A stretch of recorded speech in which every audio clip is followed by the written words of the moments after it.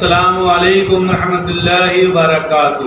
میں محمد جاوید، سچ کی آواز NPS نیوز۔ دیکھیے آج کی تازہ خبر۔ السلام علیکم ورحمۃ اللہ وبرکاتہ۔ الحمدللہ آج ہمارے بستی بارکت سلالہ کے نوجوانوں سب نے مل کر ایک آواز اٹھائی تھی کہ اس سلالہ کو ہم کو ایک گریٹر سلالہ بنانا ہے، ہمارے کو یہاں کی روڈیں اچھی کروانا ہے، ہم کو لائٹیں اچھی کروانا ہے ہمارے کو۔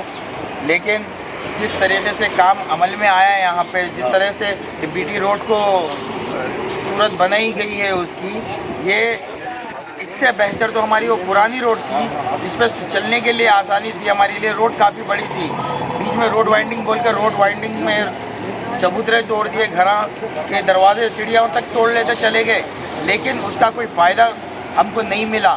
وہی چھوٹی سی روڈ کر دیے، وہی بازو CC روڈ ڈال کے پیچ ڈال دیے کرے، اس سے تو بہتر ہماری پرانی روڈ تھی۔ یہاں پر ہمارے جو ایریے کے چندرائن کوٹہ حلقے کے MLA اکبر الدین اویسی صاحب ہے، ان کا حلقہ آتا ہے یہ سلالہ جو کچن باغ بول کے ڈیوائڈ کر چکے ہیں۔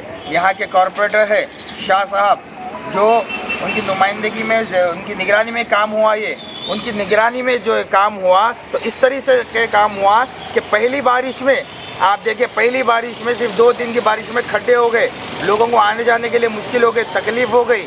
لاسٹ ٹائم پہ صرف ایک اسکول کے لیے اتنے روڈا ڈلوائے، پیچز ڈلوا کے کر کے آگے بڑھائے، لیکن اس کا فائدہ نتیجہ کچھ نہیں ہوا۔ آپ ہمارے حلقہ چندرائن گٹے میں بارکت سلالہ کو اکبر صاحب آپ کیا دیے؟ آپ گورنمنٹ اسکول ہے ہمارے پاس، گورنمنٹ ہاسپٹل ہے، آپ اس کو ترقی پہ اس کو نہیں لے کے آ رہے۔ ہمارے بستی میں ایک ڈگری کالج نہیں دے رہے ہیں آپ، جو گورنمنٹ ہاسپٹل میں اس کے اندر سہولتیں برابر نہیں ہیں ہمارے کو، تو آپ بتائیے آپ کیا ڈیولپمنٹ کر رہے ہیں؟ آپ ہمارے حیث و روڈوں کو خراب کر رہے ہیں ہمارے پاس میں۔ ایجوکیشن کے نام پہ آپ لا کے اپنا ایک اسکول ڈال رہے ہیں، وہاں پہ آپ تعلیم کے لیے بتا رہے ہیں کہ میں نے 10,000 بچوں کو ماہانہ فری پڑھا رہا ہوں، لیکن اس کا فائدہ کیا ہو رہا ہے؟